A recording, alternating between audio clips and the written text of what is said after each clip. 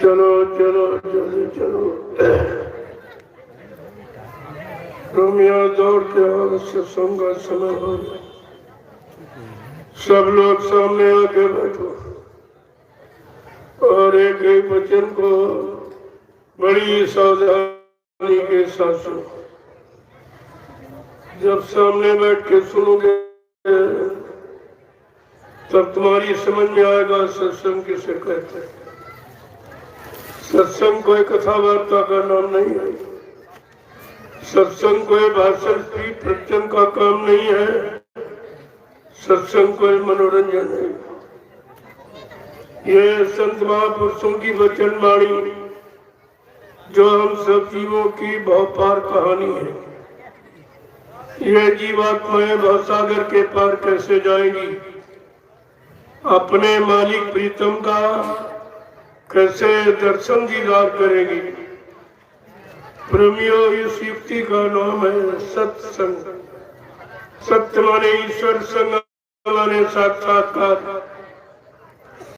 ये जीवात्मा सुरतरु मुद्दतों से अपने मालिक प्रीतम का दर्शन दीदार छोड़ चुकी। अब इसे कौन ले जाएगा, कौन पहुंचाएगा, कौन मिलाएगा? उस मिलाने वालों को कहते हैं संत सद्गुरु, और मिलाने वाली युक्ति का नाम है सत्संग। ये दोनों चीजें आपको मिलेंगी समय से, लेकिन आपने उसकी कदर नहीं की। किसी पुण्य कर्म के कारण संत महात्मा फकीरों के दर पे आप पहुंच गए, लेकिन आपने उनकी कदर नहीं की, उनको जाना माना पहचाना नहीं। ये जीवन का सबसे बड़ा धोखा। और इस धोखे की पूर्ति आप रुपए पैसे धन दौलत सामान से नहीं कर सकते, क्योंकि सदगुरु दयाल की दया ये रुपए पैसे से मोल नहीं मिलती। जब उनकी मौत मर्जी हम सब कलयुग के जीवों पर हो जाती है तो अपनी दया रहम की बरसात करती थी। अब ये उनकी दया रहम में कितने जीव बच पाते हैं, कितने छोड़ के भाग जाते। इसी को कहते हैं चटनी और कटनी। बहुत पहले एक इशारा किया गया था कि चा बच्चा आगे मेरी संगत पड़ेगी। जैसे नदी में बाढ़ आती, एक दिन ऐसे मेरी संगत पड़ेगी तो बच्चा छटनी होगी और कटनी होगी। इस पर जो लोग नहीं समझ पाए, बच्चों को नहीं मान पाए, इशारों की तरफ नहीं मुड़ पाए, तो वो कुदरत चटनी भी करेगी। ये सब काम तुम्हारे सामने हो रहा, लेकिन अभी तक आपने कुछ नहीं समझ पाया। बाबा जी ने 10 जुलाई 1952 से 2012 ये 60 साल आपको मथुरा में सुनाया। जगह जगह बड़े बड़े कार्यक्रम करके ये सब जानकारी आपको दी कि मैं किस काम के लिए आया हूं और कौन सा काम करके जाऊंगा। जो काम करके नहीं जाता है उस फकीर महात्मा का कोई नाम नहीं है, उनका कोई गुणगान नहीं करता, उनका कोई इतिहास नहीं होता। तो आपने ये सब सुना है लेकिन भूल गए हो। एक भी वचन तुम्हारे पास गुरु का नहीं। अगर सत्संग का वचन होता तो आप कभी शंका संदेह भूल भ्रम में नहीं थे और न कोई स्वार्थी लोभी लाती तुम्हें शंका संदेह भूल भ्रम में डाल सकता था। बाबा जी ने आपसे क्या कहा बच्चा मेरे सत्संग वचनों को बहुत संभाल के रखना। जैसे लोग रुपए पैसे सोने चांदी हीरे जवाहरात को गांठ में बांध के रखते, अगर कहीं मेरे सत्संग वचनों को भुला दिया तो मेरी दुआ दया के भंडार से तुम करोड़ों को पीछे चले जाओ। आज वही आपके सामने हो गया। आप वचन भूल गए तो शंका संदेह में फंस गए। क्या मिला आपको? मैं आपसे ये पूछने आया हूं कि जब तुम मथुरा जाते थे तो गुरु का दर्शन जब करने जाते थे कि चेलों का? गुरु का। चलो गुरु का। आप लोग गुरु का दर्शन करने जाते थे कि चेलों का? गुरु का। गुरु की सुनने जाते थे कि चेलों की सुनने जाते थे? गुरु की मानने जाते थे कि चेलों की मानने जाते थे? गुरु भक्ति करने गए थे कि चेला भक्ति करने गए थे? कर क्या रहे? सब चेलों की मान रहे हो, चेलों की सुन रहे हो, चेलों की भक्ति कर रहे हो। क्या चेले भवसागर से पार कर देंगे? बाबा जी ने क्या कहा था आपसे, लेकिन आप सब भूल गए। मैं इसीलिए आपसे पूछने आया हूं कि आप लोगों ने नाम दान गुरु महाराज से लिया या किसी चेले से लिया है? गुरु महाराज से। आपका हाथ गुरु महाराज ने पकड़ा या किसी चेले ने पकड़ा है? तुम्हारी जीवात्मा को जगाने का, परमात्मा से मिलाने का, निज धाम निज लोक पहुंचाने का वादा ये गुरु महाराज का है या किसी चेले का है? गुरु महाराज का। फिर तुम क्या काम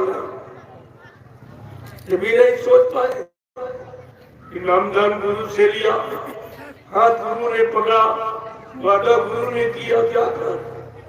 क्या ये वादे गुरु के वादे कोई चेला पूरे कर देगा? ये सब आपको विचार करना चाहिए। गोस्वामी जी महाराज ने इसीलिए रामचरितमानस को लिखा और सबके घर में लिख के रखवा दिया। कलयुग के जीवो, मेरे बच्चों को याद करते रहना। अगर तुम भूल जाओगे तो काल तुम्हें अपने जाल में फंसा लेगा और कलयुग के जीव तुम्हें लोभ लालच के चक्कर में डाल देंगे। लेकिन आपने तो वो भी नहीं माना। उन्होंने लिख के क्या बताया कि गुरु बिन भावनी की इस तरह कितना साफ साफ लिख के बताया कि गुरु बिन भावनी की तरह न कोई और जो बिरंती शंकर समोई। कितना साफ कि यहाँ कोई ब्रह्मा विष्णु महादेव के समान धनवान बलवान बुद्धिमान कीर्तिमान क्यों न बन जाए, लेकिन ये भवसागर बगैर सदगुरु के कोई पार नहीं कर सकता। फिर भी आप भूल गए तो चेलों के चक्कर में। अगर चेले काम कर देते तो गुरु को वहां आने की क्या जरूरत। इसलिए बाबा जी को सब कुछ बताना पड़ा, अपना परिचय देना पड़ा। आज तक किसी संत महात्मा फकीर ने इस तरह का अपना परिचय नहीं दिया, क्योंकि इस भूमंडल पर कभी इस तरह का महात्मा फकीर कोई आया नहीं। प्रमाण यहाँ मिलता है, यहाँ गुरु आए, संत आए, सदगुरु आए, लेकिन अनामी महाप्रभु इस भूमंडल पर कभी नहीं। अगर ये बात तुम्हारे दिल दिमाग में होती तो आप शंका में कभी नहीं करते। गोस्वामी जी महाराज ने उत्तरकांड में एक इशारा किया है, एक अनी अनामा आज सच्चानंद प्रभु धामा। एक ही अनामी धाम है, वहाँ एक अनामी महाप्रभु है। जब अनामी महाप्रभु मानव चोला धारण करके मृत्यु मंडल पर आएगा, प्रभु नाम जगाएगा, प्रभु नाम सिद्ध करेगा और प्रभु नाम का प्रचार कराएगा, प्रभु नाम से जीवात्माओं को जगाएगा और प्रभु नाम का बेड़ा भवसागर में लगाकर इन जीवात्माओं को प्रभु धाम पहुंचाएगा। तब प्रभु जीवात्माओं का आवागमन समाप्त हो जाएगा। ऐसे समाप्त नहीं होता, क्योंकि सत्यलोक से संत आते जाते रहते। देखो, संत को चाहे फकीर को एक ही बात, मुर्शिद को चाहे गुरु को एक ही बात, अल्लाह को भगवान को एक ही बात, कोई अंतर नहीं। शिष्य को मुरीद को एक ही बात। ये भाषा का झगड़ा यहाँ उन्होंने खड़ा कर दिया और हमें आपको एक दूसरे से लड़वा दिया, एक दूसरे से मिलना जुलना बंद करा दिया, एक दूसरे की खिदमत और सेवा हम लोग इससे वंचित रहे। ये मानवता इंसानियत का इतना बड़ा नुकसान हुआ, इस पर किसी की दृष्टि नहीं जा रही कि हमने अपना पारस्परिक संबंध तोड़ दिया। जो आपस में मिलते जुलते थे, एक दूसरे के काम आते थे, एक दूसरे की खिदमत सेवा करते थे, ये सब खत्म हो गया। इतनी बेमनुष्यता बढ़ा दी, पारस्परिक प्रेम के मोहब्बत खत्म कर। आपने देखा होगा कि मोहम्मद साहब के जीव कभी लड़ते झगड़ते, राम के भक्त कभी लड़ते झगड़ते, कृष्ण के भक्त कभी लड़ते झगड़ते नहीं, शंकर जी के भक्त कभी लड़ते झगड़ते नहीं, और देवी देवताओं की पूजा करने वाले आपस में प्रेम से। लेकिन आज ये गुरु भक्तों को क्या, ये सब आपस में लड़ झगड़। एक दूसरे की सुनना, एक दूसरे को देखना पसंद नहीं करते। इनकी बुद्धि में क्या हो, जबकि नाम सब जब गुरुदेव ही लेते। अरे जब जब गुरुदेव नाम से जुड़े हो, उसी परिवार के हो, उसी गुरु के शिष्य हो, उसी पाठशाला मथुरा में पढ़े हो और गुरु ने वही शिक्षा सबको सिखाई, फिर ये झगड़ा कब सिखाया? जो आपस में झगड़ा किए बैठे हो, ये क्या गुरु ने आपको सिखाया था? क्या मथुरा में आपने यही सीखा कि आपस में लड़ना झगड़ना? बाबा जी ने क्या कहा था? सब लोग प्रेम प्यार मोहब्बत से, चाहे हिंदू हो, चाहे मुसलमान हो, चाहे सिख, सब ईसाई, ये केवल तुमने बनाए। परमात्मा खुदा ने कोई जाति नहीं बनाई, कोई मजहब धर्म नहीं बनाया, कोई छोटा बड़ा गरीब अमीर यानी पढ़ा लिखा अनपढ़ नहीं बनाया। उसने केवल एक इंसानी शक्ल बना दी। उस इंसानी शक्ल को चाहे तुम हिंदू को, चाहे मुसलमान, सिख, ईसाई को, ब्राह्मण, क्षत्रिय, वैश्य, सर्जन, छोटा बड़ा, ये तो तुम्हारी मानसिकता। लेकिन खुदा परमात्मा ने ऐसा कोई मतभेद नहीं किया। उसने सबको एक समान, एक भाव विचार में रहने की शिक्षा और एक ही मानवीय खान पान सबका बताया, अलग नहीं किसी को बताया। अब तुम अपनी मन मर्जी से अलग अलग सब जातियां अलग बना दी, मजहब अलग बना दिए, धर्म अलग बना दिया, मत मतांतर फिरके अलग बना दिए, छोटा बड़ा गरीब अमीर कहने लगे, ये नीच है, हम ऊंच है, ये छोटा हम बड़ा है, हम ये हम वो है। ये करके आपने ये सामाजिक व्यवस्था को खराब कर। जिस समाज में रहना, उस समाज की व्यवस्था खराब हो जाएगी। तो समाज में रहने वाले कितने लोग सुख शांति से रह पाएंगे? कभी आपने बैठकर विचार किया है?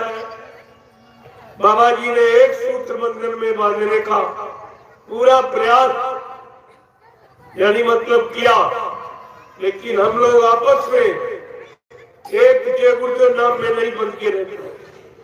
कोई इधर जा रहा, कोई इधर जा रहा, कोई इधर जा रहा। अरे नाम तो लेके लेते हो, दूसरा नाम तो नहीं। अगर दूसरा नाम लो तो मान ले तुम कोई दूसरे हो। जब एक ही परिवार के हो, एक ही गुरु के शिष्य हो, एक ही पाठशाला में पढ़े हो, गुरु ने एक ही शिक्षा आपको सिखाई, तो ये झगड़ा आपने कहाँ सीखा? ये कर रहे हो, ये झगड़ा कहाँ से सीखा? सत्संगी वही है जो सत्संग में आवे और प्रेमियों को बुला के ले आवे, उसको कहते हैं सत्संगी।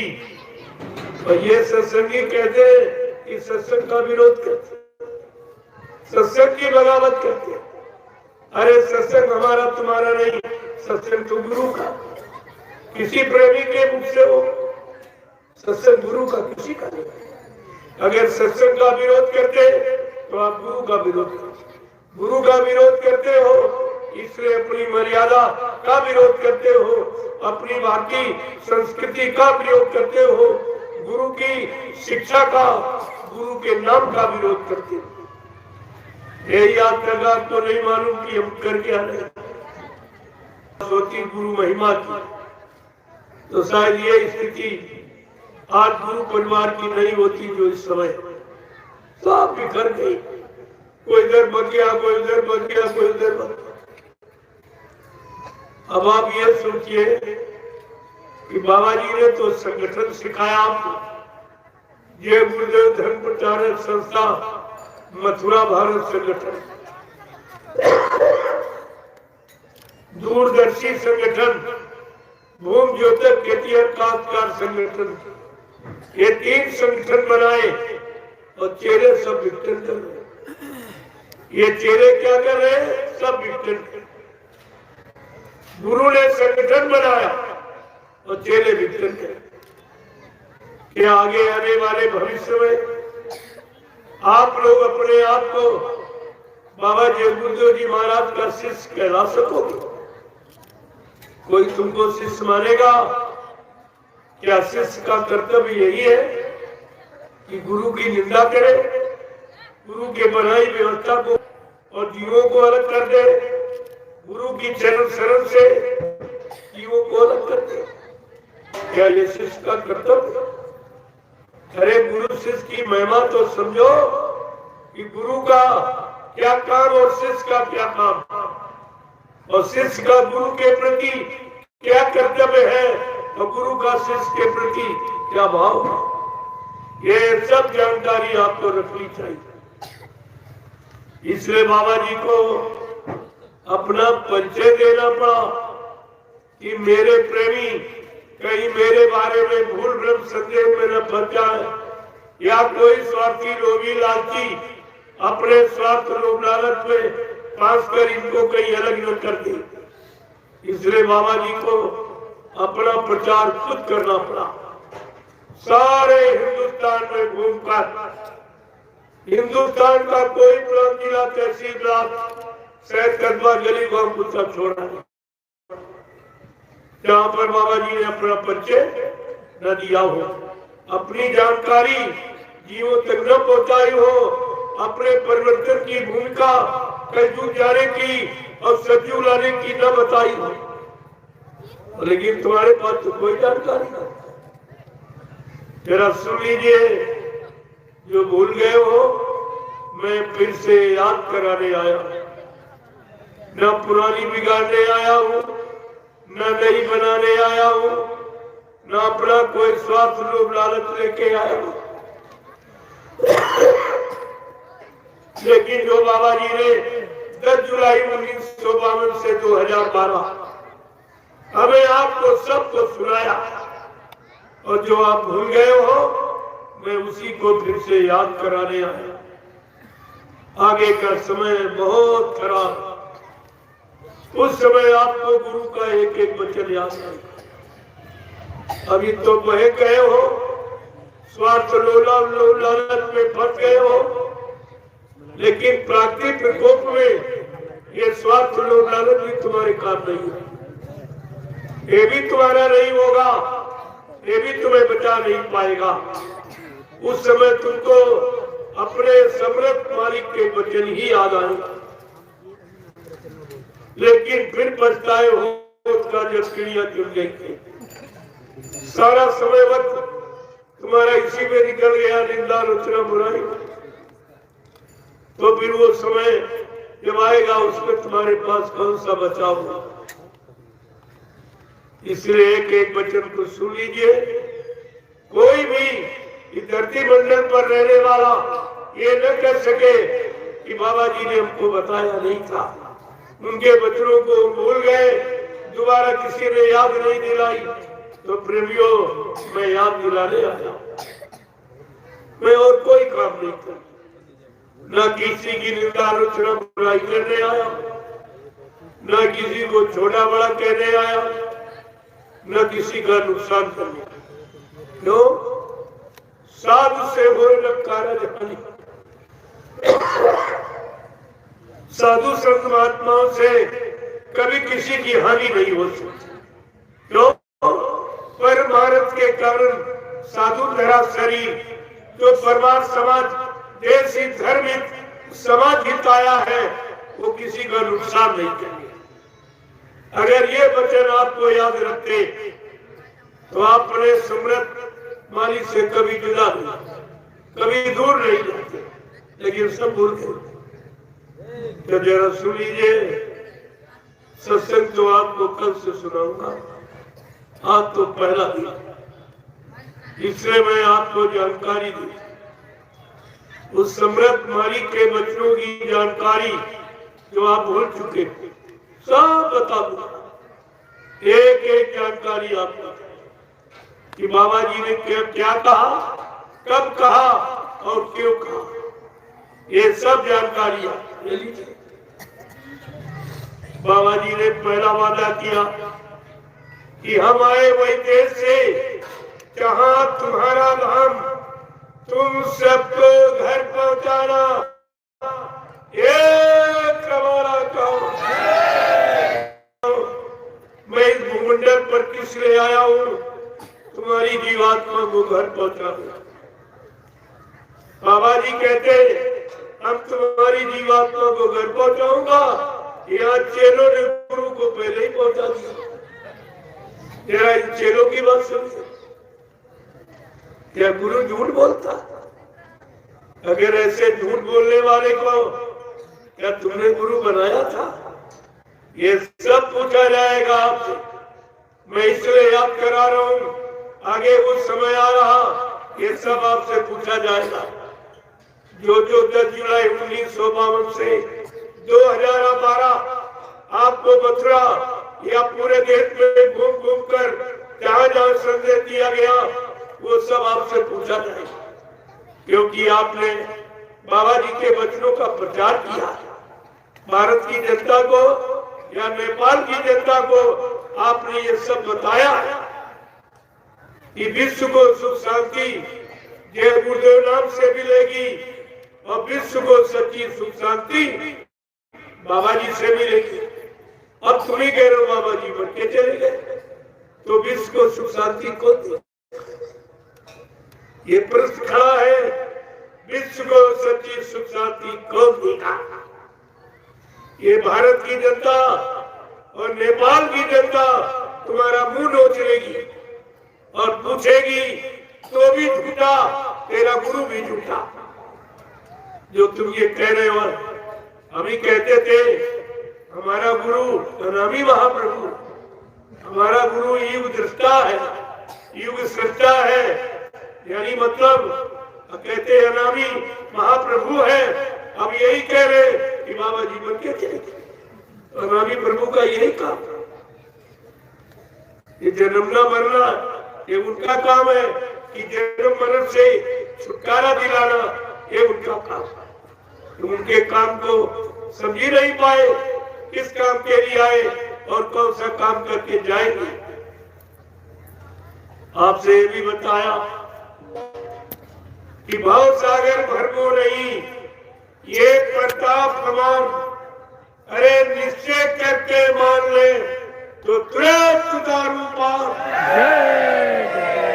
ऐसा वादा इस सच्चे में किसी ने किया ही नहीं। क्या कहा? इस भवसागर में भ्रम मत करना कि कोई तुम्हारे लिए दूसरा आएगा। मेरे पर और उसका भरोसा कर, मुझ पर विश्वास कर और मेरे इस जय गुरुदेव नाम रूपी नौका पर बैठ जा। मैं तुझको तेरे घर पहुंचा दूंगा। ये काम कोई कर सकता? जिस समृद्ध गुरु को छोड़कर जहां गए हो, उनसे एक बार पूछो, क्या तुम हमारी जीवात्मा को जगा सकते हो? क्या परमात्मा से मिला सकते हो? क्या हमारे पाप कर्मों में माफी दिला सकते हो?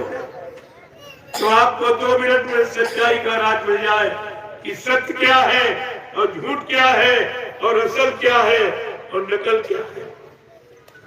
ये सब पूछिए आप, क्योंकि बाबा जी ने एक नहीं हजारों वादे थे। मैं सारे वालों की जानकारी आपको दी और आपसे पूछो। बाबा जी ने ये भी कहा, मैं परिवर्तन करने आया हूँ, परिवर्तन करके ही जाऊंगा। जय गुरुदेव। कोई माई का लाल हमें परिवर्तन से न रोक सकता है, न मेरा काम कोई कर सकता है। रवियों, ये छोटा मोटा चैलेंज है क्या? इस सच्ची में रामकृष्ण ने ऐसा चैलेंज किया था या कबीर साहब से लेकर हजारों संत ऐसी कलयुग में क्या इस तरह का किसी ने चैलेंज किया है? युग परिवर्तन की आवाज किसी ने लगाई? ये सब जानकारी आपको रखनी चाहिए थी। अगर ये सत्य की जानकारी और सतगुरु दयाल की जानकारी और बच्चों की जानकारी अगर आपके पास होती तो तुम्हें कोई शंका संदेह भूल भ्रम में डाल नहीं सकता। और क्या कहा बाबा जी? कहा मैं कलयुग का इतिहास बनाने आया हूँ। ऐसा इतिहास बनाऊंगा जो भूते न भविष्यते, सतयुग से द्वापर के लोग अपने प्रयुग का इतिहास पढ़ना भूल जाएंगे।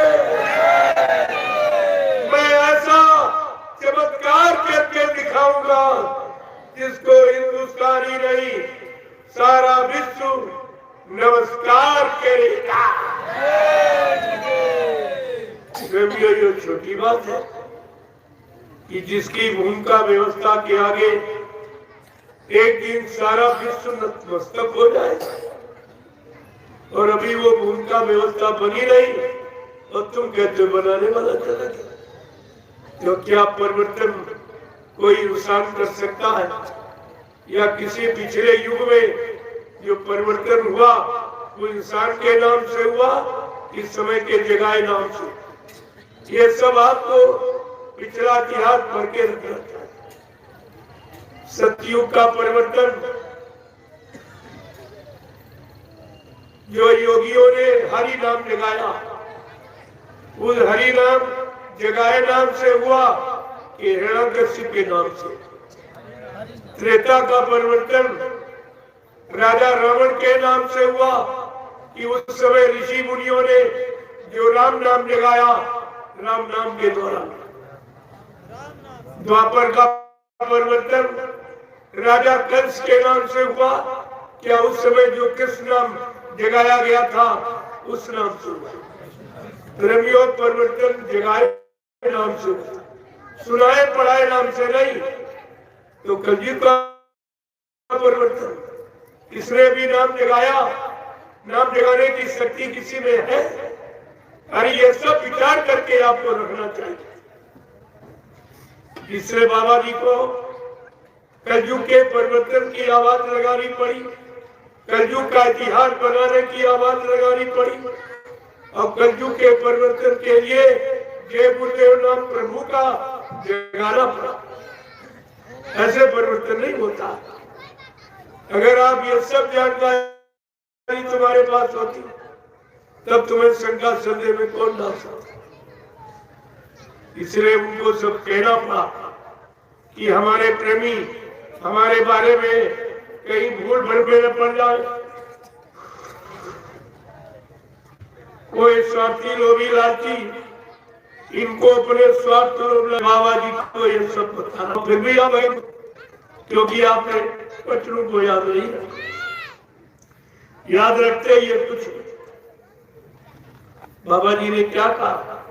मैं कलयुग को भगाऊंगा और सतयुग को लाऊंगा, सबको न्याय सुरक्षा रोजी रोटी की व्यवस्था बना के दूंगा, सबको शाकाहारी बनाऊंगा, सबकी जीवात्मा को जगाऊंगा, परमात्मा से मिलाऊंगा, और अपने नाम जहाज पर मैं डालकर सारी सुरते रूहों जीवात्माओं को निधाम पहुंचाऊंगा। ये प्रेमियों की कितनी बड़ी बात और सबके हित की बात। आप लोग अपने हित भले की बात नहीं समझते। धर्म साथ बराबर जानकारी दे रहे हैं। हित अनहित पद पक्षु जाना, मानव तन गुण ज्ञान में धाना, कि हित अनहित पद पक्षी भी जानता तो मनुष्य होकर अपना हित नहीं समझ पाए। तुम्हारे हित की बात कौन कह रहा? अपने हित की बात कौन कह रहा? तुमको लाभ देने की बात कौन कह रहा? तुमसे अपना लाभ लेने की बात कौन कह रहा? इतनी छोटी बात अभी तक नहीं समझ पाए तो सब एक नहीं 45 करोड़ इनको सतपथ के रास्ते पर लाके खड़ा किया गया। आज गुरु का भक्त एक भी नहीं, गुरु का भक्त एक भी नहीं, सब चेलों के भक्त। तब चेला भक्ति शुरू हुई, गुरु भक्ति से सब अलग। ये भी नहीं बेचारे समझ पाए कि हमारा काम गुरु करेगा कि चेला करेगा। जीवात्मा रूह का कल्याण गुरु मुर्शिद करेगा कि चेला कर देगा। इतनी छोटी छोटी बातें जब तुम्हारे पास नहीं समझ की रही तो तुम इतना बड़ा ये राज रहे सुरतो रूह जीवात्माओं का और खुदा परमात्मा का ये कौन जानेगा। बिना फकीरों के जरिए बगैर महात्माओं के जरिए रात कोई नहीं। तो आपने तो सब कुछ खो दिया। जब बाबा जी ने आपको नामदान दिया तब भी ये वादा किया कि बच्चा मैं अजर अमर देश से आया हूँ, जब तक इन जीवात्माओं को अजर अमर देश नहीं पहुंचा लूंगा मैं चैन से बैठने वाला नहीं हूँ। जब तक मेरा एक भी जीव यहाँ रहेगा मैं बराबर मौजूद रहूंगा। जब मेरे जगह सारे जीव चले जाएंगे मैं पीछे से जाऊंगा। तो मैं आपसे ये पूछ रहा हूँ, क्या तुम्हारी जीवात्मा जाग गई? क्या परमात्मा खुदा से मिल गई? जो तुम कहते हो मिलाने वाला चला गया, पहुंचाने वाला चला गया, फिर तुम्हारी जीवात्मा को कौन पहुंचाए? कोई है ऐसा? ऐसा कोई सृष्टि में कोई हमदर्द नजर आ रहा जो तुम्हारी जीवात्मा को जगा के परमात्मा के पास पहुंचाने वाला? फिर भी सोच में आते नहीं। कैसे समझोगे? इतना सरल करके तुम्हारे सामने ये समझौती रखी गई 10 जुलाई 1952 से और 2012 7 वर्ष। इतना जगाने का समय किसी ने नहीं दिया जितना बाबा जी जी महाराज। और आपने उनको अपना गुरु बनाया, लेकिन ये भी नहीं जान पाए कि गुरु किस काम के लिए आता है और कौन सा काम करके जाता है।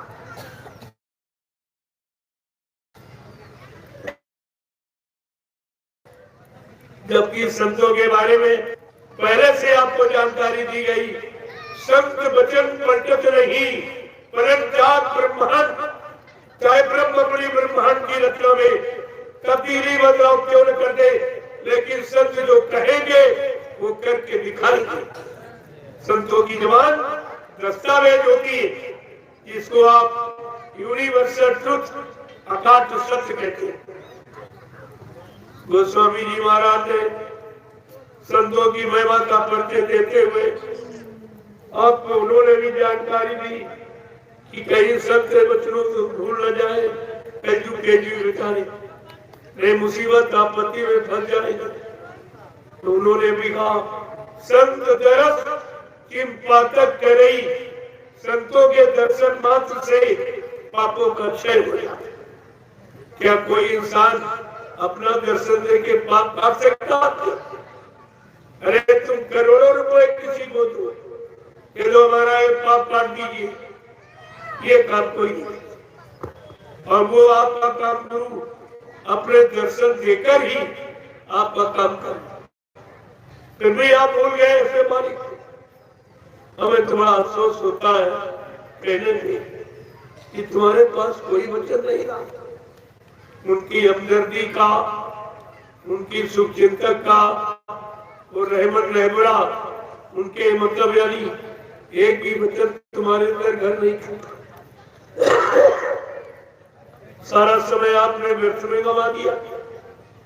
फिर मथुरा जाने का, दर्शन करने का, सत्संग सुनने का, सेवा देने का, सेवा करने का, गुरु के वचनों का प्रचार करने का और गुरु से नाम दान लेकर सुमरन ध्यान भजन करने का क्या पता? गुरु ने आपको धोखा देने के लिए नाम दान दिया था? क्या आप लोगों ने गुरु से धोखा पाने के लिए नाम दान दिया था? नहीं। इतनी भी बात तुम्हारी समझ में नहीं है। तो शायद आज गुरु परिवार की ये स्थिति नहीं होती जो आज परिवार आपस में लड़ता झगड़ता कौरव पांडवों की वो स्थिति बना डाली। क्या गुरु ने आपको लड़ना सिखाया था कि आपस में मिलजुल के रहना सिखाया, भजन करना सिखाया था, कि निंदा आलोचना बुराई करना सिखाया। कम से कम कुछ तो गुरु के लिए मर्यादा रखो। अरे गुरु के लिए कुछ तो अपने अंदर रास्ता विश्वास रखिए। आखिरकार तुम्हारा क्या हो, आगे वो समय आ रहा तुम्हारा हमदर्द कोई दिखाई नहीं दे और तुमने गुरु को भी खो दिया। एक तो कोई हमदर्द है नहीं और एक हमदर्द मिले उनको तुम रख नहीं पाए, अपना बना नहीं पाए, अपनी जीवात्मा का भला कल्याण करा नहीं पाए, अपने मानव जीवन को सार्थक बना नहीं पाए और पाप कर्म में माफी भी नहीं करा पाए। कोई काम आपने नहीं करा पाए। कि गुरु के आने का मतलब क्या, जबकि ये भी बताया कि सतगुरु एक, गुरु वो तेरे, समय का सदगुरु एक ही हो, दो चार नहीं आते। और इन लोगों ने प्रचार कर दिया कि बाबा जी मर गया, यानी सदगुरु मर गया। मेरे प्रचार देखिए आप किस तरह, किसके लिए, अपने गुरु के लिए।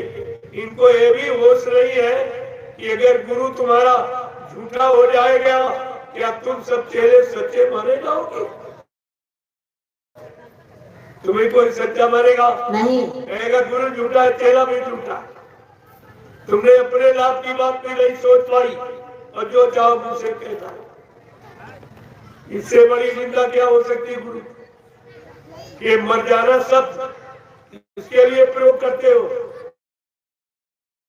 दुश्मन के। तेरा भाई मर जा, तेरा बाप मर जा, तेरा पति मर जा, और सब ने ये कहा गुरु मर गया, गुरु मर गया, गुरु मर गया। ये गाली, ये अमर्यादित, ये शब्द गुरु के प्रति उच्चारण किए गए और तुम अपने कानों से सुनते रहे। जानते हो इसका कितना बड़ा पाप? गुरु निंदा सुने तो काना, पाप लगे गौघात तुम्हारा। जो गुरु की निंदा सुनता है उसको गौ हत्या का पाप लगता है। ये तो पाप आपने किया ही, सबने ये निंदा सुनी और कोई नहीं बोला। मथुरा में 5 लोगों ने ये नाटक किया।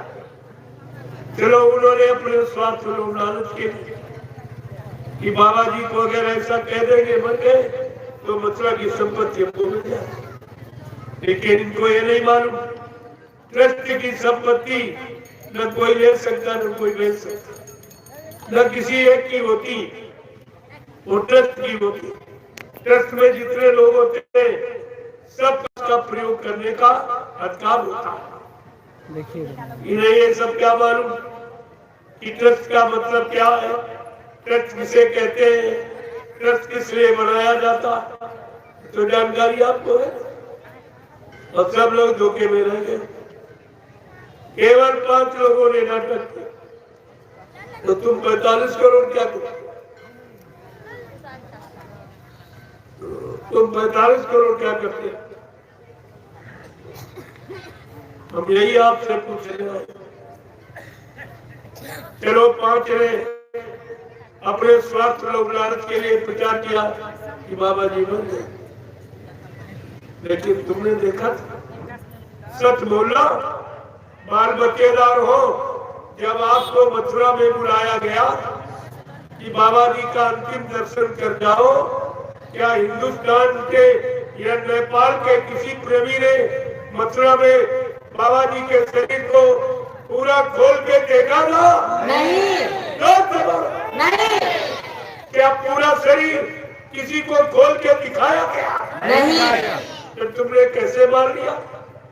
अगर कोई कह दे तुम्हारा पिता मर गया, शरीर न दिखाया जाए, क्या बिना देखे विश्वास करोगे?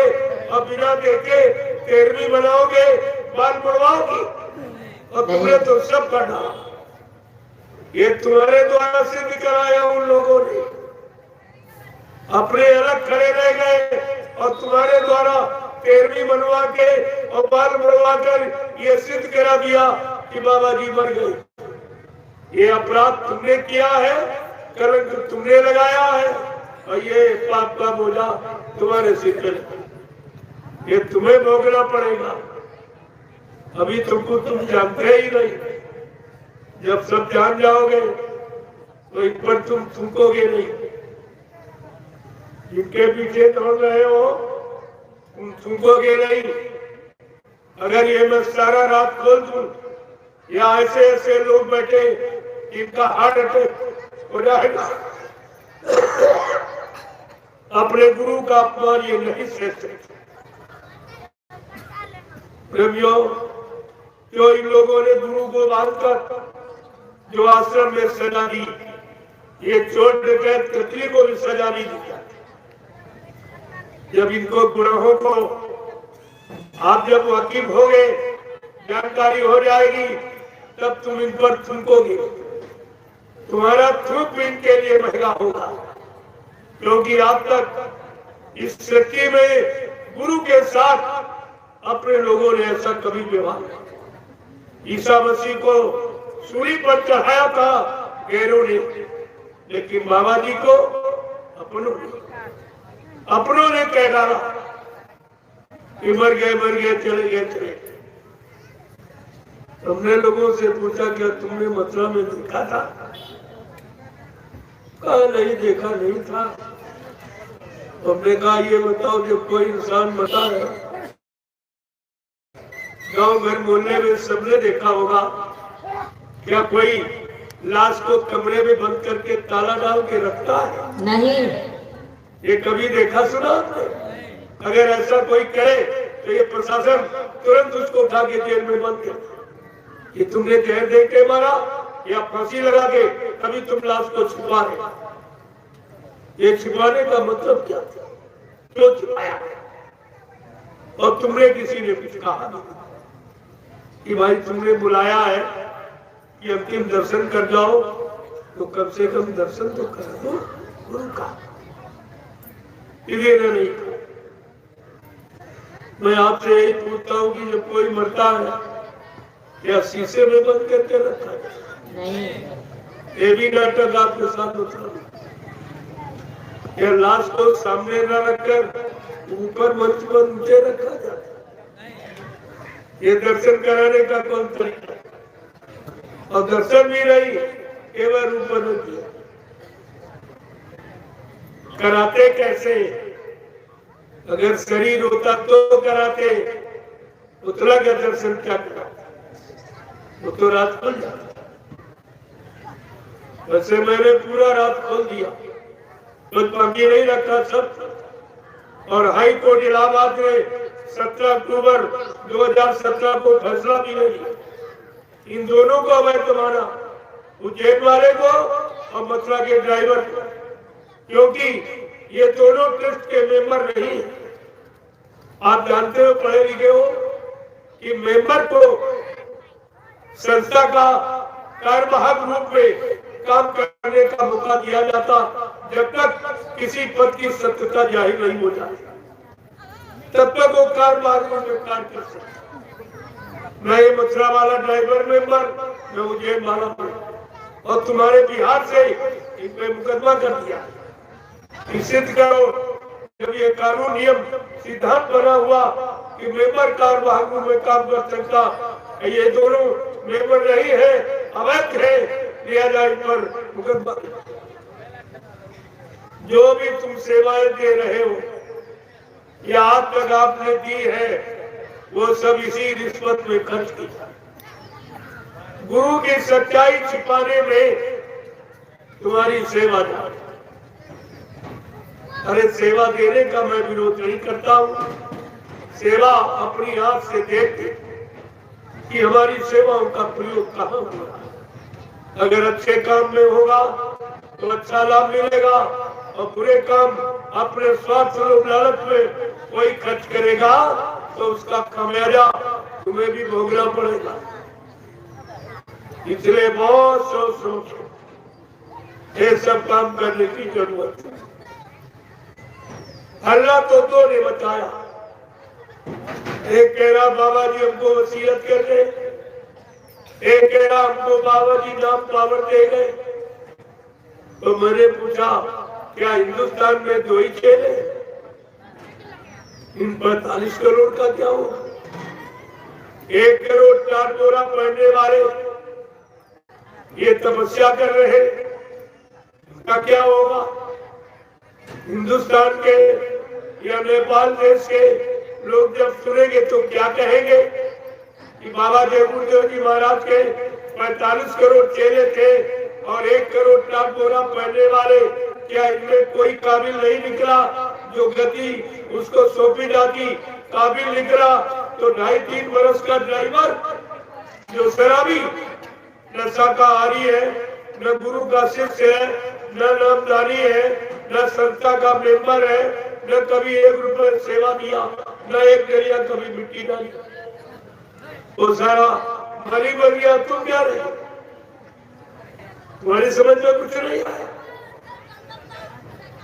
तुमको क्या मिला? इतने दिनों से जो तुम सेवा कर रहे हो, सेवा दे रहे हो, तुमको कुछ नहीं मिला और जिसने कुछ नहीं किया वो संभाली बन गया। ये आपको सोचना चाहिए। मैं अभी केवल इशारे ही कर रहा हूं, जानता तो सब हूं, लेकिन अभी बताऊंगा नहीं। जब तुम्हारे अंदर इच्छा देखूंगा, गुरु के तरफ कोई हमदर्दी, गुरु में कोई आस्था, कोई विश्वास प्रेम देखूंगा तो सब खोल के बता दूंगा। लेकिन धीरे धीरे आप सुनते जाइए, देखते। मैंने शुरुआत में ही कहा था, जिन लोगों ने कहा कि गुरु जी मर गए चले गए, तुम देखते जाना, तुम्हारे सामने ये सब मुर्दा होते चले जाएंगे। मथुरा में तो झाड़ू लगे, एक बचा सब मर गए, एक बचा, वो भी सांसें भर रहा।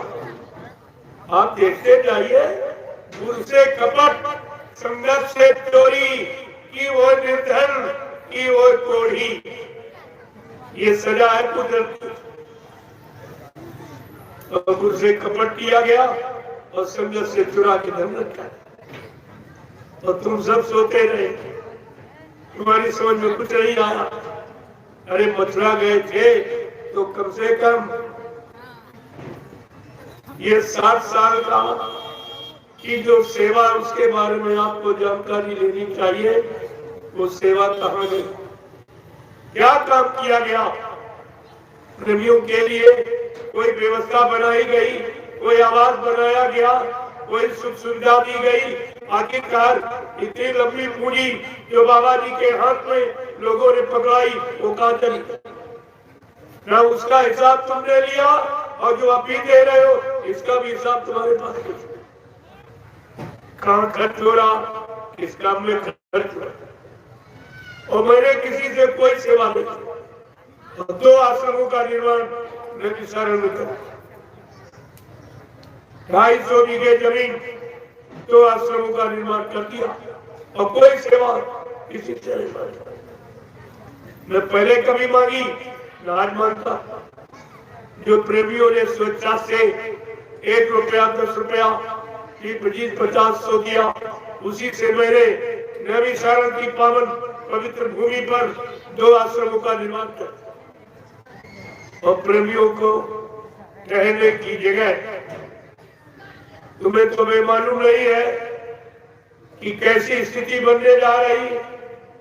कुदरत कितनी जोर से नाराज है, वो क्या करना चाहती है, कितना समाया हो जाएगा, कैसी भगदड़ मचेगी, त्रासमाम मचेगा। आप भक्के कहाँ जाओगे?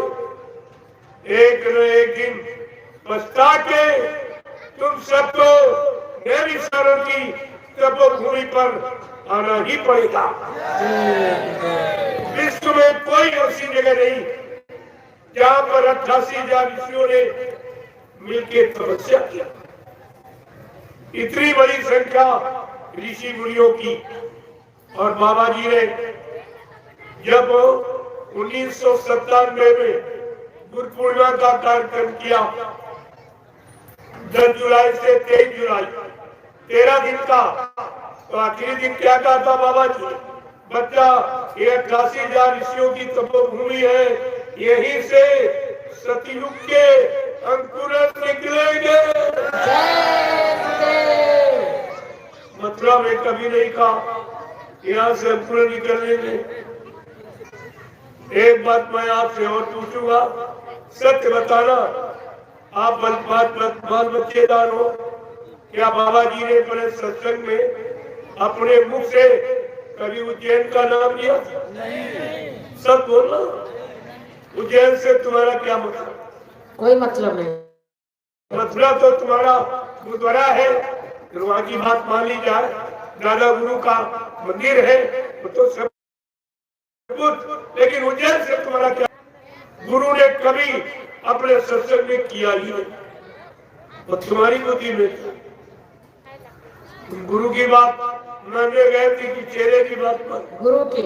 जो चेला गुरु का नहीं हुआ क्या तुम्हारा हो जाएगा? नहीं। जिसने गुरु को नहीं बख्शा क्या तुम्हें बख्श देगा?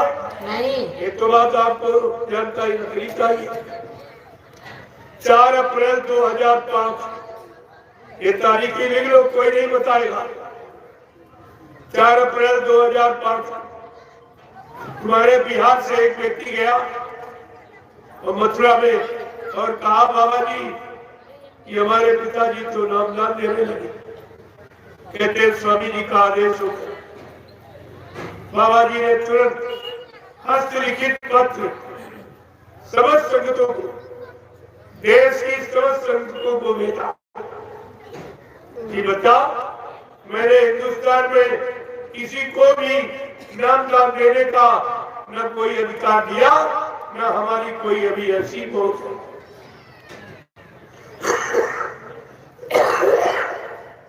2010 में बाबा जी ने फिर एक आदेश जारी किया। आज तक मैंने जितने आदेश दिए, मैं सारे आदेशों को निरस्त कर रहा हूँ। न मेरे यहाँ कोई अध्यक्ष बनेगा, न मंत्री बनेगा, न वक्ता प्रवक्ता बनेगा। सब लोग सेवादार बनो, भजना नंदी बनो। परिवर्तन सेवादारों से होगा, भजना नंदियों से होगा, अध्यक्ष मंत्रियों से, वक्ताओं से, नेताओं से धार्मिक धरा पर परिवर्तन न कभी हुआ और न कभी होगा। ये सब आपको ध्यान में रखना। ये आदेश कहाँ के लिए? 2011 में बाबा जी ने फिर पूरा आदेश दिया कि बच्चा, मैंने हिंदुस्तान में किसी को भी नामदान देने का कोई अधिकार नहीं दिया, न हमारी कोई अभी ऐसी मौत, क्योंकि नामदान देने के काबिल अभी कोई नहीं। जो अपनी जीवात्मा को जगा लेगा परमात्मा से मिला देगा, और जो 7 जन्म आगे 7 जन्म पीछे जीव के पाप कर्मों को धोना जानता है, वो नामदान भी, नामदान देने का अधिकार प्रेमी उसको। और तुम्हें सत्संग मालूम नहीं, वचन भूल गए तो शंका संदेह में चले गए, कुछ आपको नहीं पाया। तो मैंने कहा भाई, नामदान तो ये पहले नहीं दोहराते थे, बाबा जी नामदान देते थे, इसके बाद इसे कहा जाता था प्रेमियों को दोहरा के बता दो। ये पहले भी बताता था, दोहराता पहले भी था, आज भी दोहरा रहा। मैंने कहा अरे भाई, नामदान दे रहे कि नामदान सुना रहे? जो बाबा जी ने 5 नाम दिए, क्या इसके अलावा कोई 6, 7, 8वां नाम बता रहा जो करो नामदान दे रहा है?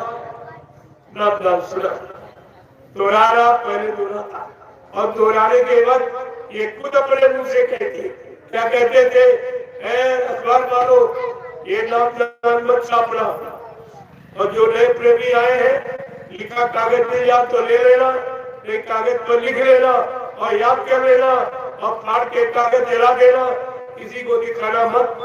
अगर किसी नए को बता दोगे तो तुम्हारा नुकसान हो जाएगा और उसका कोई फायदा नहीं। ये सब बता रहा और अपना खुद वही काम कर दिया। ये क्या है? जब तैसी हो तबियता, तब तैसी मति होए, और काल लेख की लेख को मेट सके भी।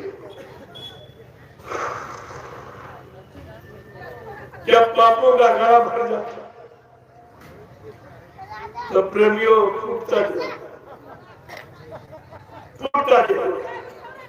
धर्मशास्त्रों ने पहले लिख के बता दिया, विनाशकारी विपरीत बुद्धि। जब जिनका विनाश होने को होता उनकी बुद्धि विपरीत दिशा में काम करती है। कितनी अच्छी सच्ची बात बताओ, उनके भले लाभ की समझ में नहीं आती। क्यों? उनका पाप का स्वार्थ का घड़ा भर गया, वो फूटेगा। आपको ये सब जानकारी रखनी चाहिए। मैंने लोगों से पूछा कि संत मत में वसीयत होती ही नहीं। अगर वो मथुरा वाला ड्राइवर कह रहा है तो तुम्हें भी जानकारी रखनी चाहिए कि संत मत में वसीयत नहीं। संत अपना उत्तराधिकारी बना के, व्यवस्था चला के और सबसे पूछ के प्रमाणित करके तब जाता। और बाबा जी ने पहले ही बता दिया था, मेरी सचुई व्यवस्था का संचालन कौन करेगा, उत्तराधिकारी कौन बनेगा? महाबली एक शासक होगा, धर्म मुकुट सिर पर धारेगा, धरा से देगा, पाप हटाए और जय गुरुदेव की वाणी। लेकिन आप बोल गए, सब बोल गए। अगर ये सब याद होती तो कोई स्वार्थी लोभी लाती अपने स्वार्थ और लालच में तुम्हें फंसा नहीं सकता और गुरु की दया से तुम्हें हटा नहीं सकता था। लेकिन आपने कुछ नहीं, कुछ नहीं। दूसरी बात मैंने कहा, ये बताओ, बाबा जी मथुरा में, आश्रम मथुरा में, मंदिर मथुरा में, जमीन मथुरा में, तो क्या बाबा जी वसीयत करने इटावा गए थे? क्या मथुरा में कोर्ट नहीं था? ये सब आपसे पूछा जाएगा। इसलिए आपको याद दिला रहा हूं, आगे ये सब पूछा जाएगा। क्या मथुरा में कोर्ट नहीं था जो बाबा जी वसीयत करने इटावा गए थे? ये प्रेमियों जालसाजी और जाली वसीयत खुल गई। आप देखते जाइए आगे क्या होता, सुनते जाइए और बच्चों को संभाल के रखिए। जब एक एक वचन सिद्ध हो जाए तब मान लेना, हमें कोई जल्दी नहीं मनवा ले, लेकिन याद कराने की जल्दी जरूर, ताकि कोई व्यक्ति ये न कह सके कि हमको बाबा जी के वचन मालूम नहीं थे। बस हमें केवल इतना ही काम करना, सबको याद दिलाना। माना न माना ये खुशी आपकी, मैं मनवाने नहीं आया हूँ, याद कराने आया। ये तो आपको ध्यान में रखना। दूसरी बात, जैसे देश का प्रधानमंत्री राजा, प्रधानमंत्री का ड्राइवर बैठ सकता है? जोर से बोलो। क्या प्रधानमंत्री की गति पर प्रधानमंत्री का ड्राइवर बैठ सकता? नहीं। बैठने दिया जाएगा? नहीं। बैठ जाएगा तो गति की मर्यादा रहेगी या चली जाएगी? चली जाएगी। और आपने क्या किया? सम्राट गुरु की गति पर ड्राइवर, वो भी शराबी, लटक दिया। गुरुओं की क्या महिमा रही, संतों की क्या महिमा रही, सदगुरुओं की क्या महिमा रही। इतना भारी कलंक और आप उस कलंकी के सहयोगी बन गए, तो तुम्हारा क्या हो? जो सजा चोर को, वही चोर के साथियों को सजा, उसमें कोई अंतर नहीं होता। आपको ये सब ध्यान में रखना चाहिए। लेकिन एक भी वचन आपके पास नहीं है जो बाबा जी ने 10 जुलाई 1952 से 2012 आपको सुनाया, एक भी नहीं। मैं सब आपके सामने रखे देखो, इनको आपको समझ लेना चाहिए। दूसरी बात, नामदान कौन देता है आज लड़की में, वो भी जानकारी आपको ले लेनी चाहिए। क्या कोई बकरी दाढ़ी बाल बढ़ा के गुरु का कपड़ा पहनकर गुरु बनकर आपको धोखा न दे दे। ये जानकारी ले लीजिए, नहीं तो फिर कोई तीसरा खड़ा हो जाएगा, फिर आप शंका में चले जाओ। तो जो वचन तुम्हारे पास होंगे तो आपको कोई नहीं खा सकता, किसी की ताकत नहीं है। तो आपको ध्यान में रखना चाहिए। सर्वप्रथम जब कलयुग में कबीर दास आए, उन्होंने साहब नाम जगाया। जो जीव जगाता है नाम, जो संत नाम को जगा लेता है, वही नाम दान देता है। ये प्रमाण है। कबीर दास ने जब साहब नाम जगा लिया तो जीवों को नाम दान देना शुरू किया।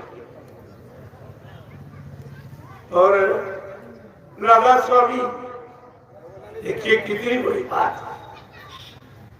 ये सब चीजें आपके सामने रही। जिसने जो नाम जगाया, उसी नाम का आधार से नाम दान दिया। जब गुरु नानक देव जी महाराज ने वाहे गुरु नाम जगाया, तब जीवों को नाम दान देना शुरू किया। शिवदयाल सिंह महाराज ने जब राधा स्वामी नाम जगाया, तब जीवों को नाम दान देना शुरू किया। और बाबा जी ने जब गुरुदेव नाम जगाया, तब जीवों को नाम दान देना शुरू किया। ये संत मत की प्रेमियों मर्यादा। मैंने उज्जैन में जाकर इससे कहा, अरे तुम भी कोई नाम जगा ले और नाम दे तेरा भी मान लिया, लेकिन संत मत की मर्यादा के अनुसार ऐसे नहीं। आपको ये सब ध्यान में रखना चाहिए कि नामदान देने वाला होता कौन, क्योंकि नामदान जीवात्मा जगाए नाम से व्यक्ति है, सुनाने और पढ़ाने नाम से नहीं है। ये सब आपको ध्यान में रखना चाहिए। लेकिन आप तो सब भूल गए, तुम्हारे पास कोई भी जानकारी किसी तरह अगर जानकारी होती तो आप इतनी बड़ी शंका संदेह पूर्व ब्रह्म में नहीं चाहिए। तो कितना बारी आपने अपना नुकसान कर लिया। बाबा जी ने अभी कहा, भगवान राम को परिवर्तन में 14 वर्ष और कृष्ण को 18 दिन लग गए, लेकिन बच्चा कलयुग के परिवर्तन में हमको 18 मिनट भी नहीं लगे। 18 मिनट भी नहीं लगेंगे, मैं परिवर्तन करके दिखाऊंगा। प्रेमियों, फिर भी तुम्हारी समझ में नहीं आया हमारा गुरु कितना महान, कितना बड़ा सर्वशक्तिमान, कलयुग जैसा खराब समय को बदलने में कह रहे हमको 18 मिनट भी नहीं लगे। अपने गुरु की सारी महिमा भूल गया तो तुम्हारा क्या होगा? जरा अपने पर विचार कीजिए। आगे आने वाला समय बहुत खराब। अभी एक छोटी सी बीमारी आई, जिसको बाबा जी ने 6 जून 1986 11 तारीख के 6 जून 1986 6 नवंबर 1986 बाबा जी ने ये जानकारी दी थी कि बच्चा, अगर तुम शाकाहारी न बन पाए, सदाचारी न बन पाए, अच्छे देख भले इंसान चरित्रवान न बन पाए, तो कुदरत की तरफ से एक बीमारी आने वाली है। इस बीमारी का नाम होगा कोरोना। क्या ना करो तो बीमारी नहीं आएगी, अगर करोगे तो आ जाएगी। कोरोना का मतलब यही है, क्या न करो, खाना अंडा मत खाना, मुर्गा और मछली और बकरे का मुर्गा मांस मत खाना, और बुद्धि नाशक नशा शराब गाना भांग अफीम इसका प्रयोग मत करना, निंदा आलोचना बुराई मत करना, पराई स्त्री धन से दूर रहना। अगर तुम ये काम नहीं कर पाओगे तो कुदरत की तरफ से भारी बीमारी आ जाएगी। और नहीं लोग मारे तो आ गई, करोड़ों चले गए देश, विश्व से करोड़ों चले गए और कोई कुछ नहीं कर पाया। न कोई प्रधानमंत्री मुख्यमंत्री रोक पाया, न कोई डॉक्टर व हकीम रोक पाया, न कोई दवा रोक पाई, क्योंकि ये बीमारी नहीं, ये कुदरत की नाराजगी। जो कुदरत नाराज हो गई तुम्हारे कारनामों से, जो तुमने मारकाट, हिंसा, चोरी, कतलेआम, व्यभिचार, कुचार, झूठ, छल, कपट, बेमारी, जो धोखाधड़ी किया, उससे कुदरत सख्त नाराज। और अभी क्या, जो आगे और बड़ी आने वाली, क्योंकि इस पर सरकारों ने छूट दे दी। सब देश के जिम्मेदारों ने परमिट लाइसेंस बना दिया, चाहे जितने मुर्गा काटो, चाहे मछली मारो, चाहे अंडे फोड़ो। यानी मतलब ये, जब इस तरह की छूट हो जाएगी, उस देश की जनता का क्या होगा, इस पर कोई विचार नहीं करना। न कोई नेता सोच रहा, न कोई महात्मा सोच रहा। ये जो हत्याएं तुमने की है, क्या कोई जीव तुमने बनाया है? क्या इंसान विज्ञान ने कोई जीव जंतु बनाया? जब आपने बनाया नहीं तो मारने, काटने, बिगाड़ने का अधिकार किसने दिया? ये अधिकार किसने दिया? यही तुम्हारे विनाश का कारण बन जाए। ये हिंसा और हत्या जो ये कराई जा रही नित्य प्रत, और इसमें बढ़ावा दिया जाए, सहयोग किया जाए, तो आगे का समय बहुत खराब है। उस खराब समय से बचने बचाने का सामान किसी के पास। जो लोग ये कह रहे हमारे पास रहने के लिए मकान है, बंगला है, कोठी है, फ्लैट है, और खाने के लिए घर में रोटी है, चावल है, दाल है, और कहते मतलब यानी खेती, दुकान, दफ्तर, बिजली, मजदूरी आमदनी के लिए है, और सहयोग के लिए पत्नी, बाल बच्चे, भाई बंद बिरादर है। लेकिन तुमको ये नहीं मालूम, ये कुदरत के एक झटके में चला जाएगा। एक कुदरत के एक झटके में सब मसाला खत्म। आपको इस पर विचार करना चाहिए। मैं तो केवल इशारे कर रहा हूँ, समय आ जाएगा तो सब कुछ बताऊंगा, लेकिन आपको ये जानकारी रखनी चाहिए। नहीं रखोगे तो तुम जानो तुम्हारा काम। कोई ये नहीं कह सकता कि आपको किसी ने बताया। आज जो परेशानी आ रही, उसके लिए तुम्हारे गांव से कस्बों में कोई आया? कोई नेता आया जिसको चंदा, नोट बोर्ड और महंगाई और टैक्स सभी भरते हुआ कोई आया तुम्हारी मुसीबत दूर करने? और कोई महात्मा जिसको रोटी, कपड़ा और धोती और मतलब दान दक्षिणा, रुपया पैसा सब देते हो, कोई महात्मा आया? अरे किसी के बस की बात नहीं है। मुझे ही क्यों आना पड़ा? मैंने ऐसा निर्णय क्यों लिया कि आपको तुम्हारे से हमदर्दी और किसी को नहीं? ये तो आपके सामने है कि तुमसे अगर किसी को हमदर्दी होती, आगे आने वाले खराब समय से बचाने के लिए जरूर कोई जुटी लेके आती। मैंने देखा कोई नहीं जा रहा। चलो एक बार सबको जानकारी, और इनको आगे वाली मुसीबत से बचने के लिए महाप्रसाद दिया। प्रेमियों, महाप्रसाद किसी ने आपको दिया कभी? तुम्हारे दरवाजे आके, सड़कों पर, गलियों में पुकार लगा लगा कर किसी ने प्रसाद ऐसे बांटा जैसे समय बांटा था? ये कभी किसी ने नहीं किया।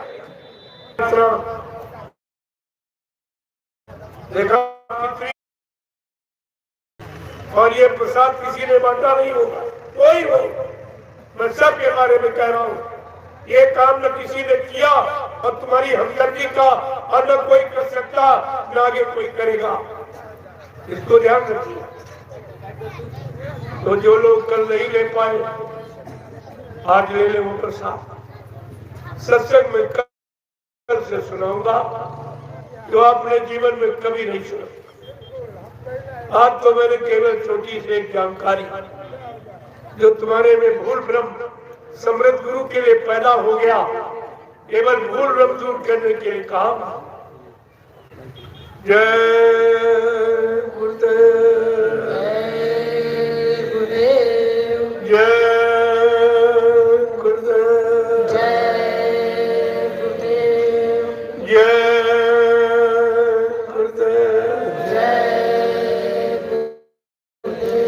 जय गुरुदेव। नाम किसका? प्रभु का। जय गुरुदेव। नाम किसका? प्रभु का। जय गुरुदेव। नाम किसका? प्रभु का। प्रभु का प्यारा नाम। जय गुरुदेव।